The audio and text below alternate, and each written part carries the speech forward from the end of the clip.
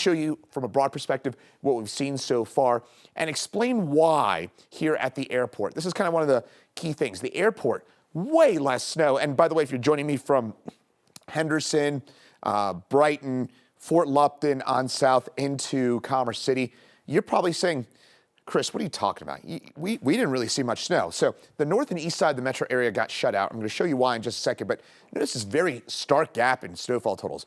West side of the metro area, again, that might be underdoing it in some places. We've seen up to about 2 feet of snow. Somebody's going to come in the metro area, probably down this way, with something like 30 inches. Something's going to come in with something crazy, right? Some of these 2 foot plus totals. And at the airport, as the bird flies about 30, 35 miles away, 1 to 3 inches. So what happened and why did the airport get shut out from this snowstorm? It's a question I've been getting all day long, and especially the fact that the airport has been operating sort of normally throughout the day, which I'll be honest, I was not expecting the airport to be operating basically just like a kind of cloudy, rainy Thursday with delays. And again, we've obviously avoided the worst of the snow at the airport. So the overall setup, we were just showing you this on HDD Doppler radar a second ago. We got a northeasterly wind. That is what's pulling in all this Gulf of Mexico moisture and kind of butting it up against the Rocky Mountains, and it condenses out into all the snow that we're seeing right now, right? So we're getting a northeast wind.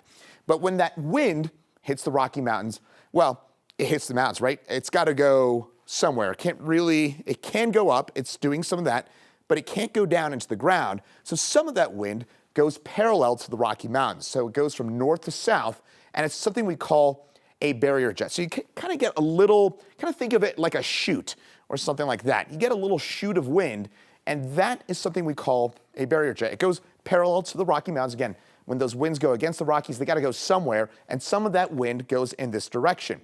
And that little barrier jet set up right over, literally right over Pena Boulevard late last night, and it meant that areas east of there basically got shut out from a lot of the heavier precipitation.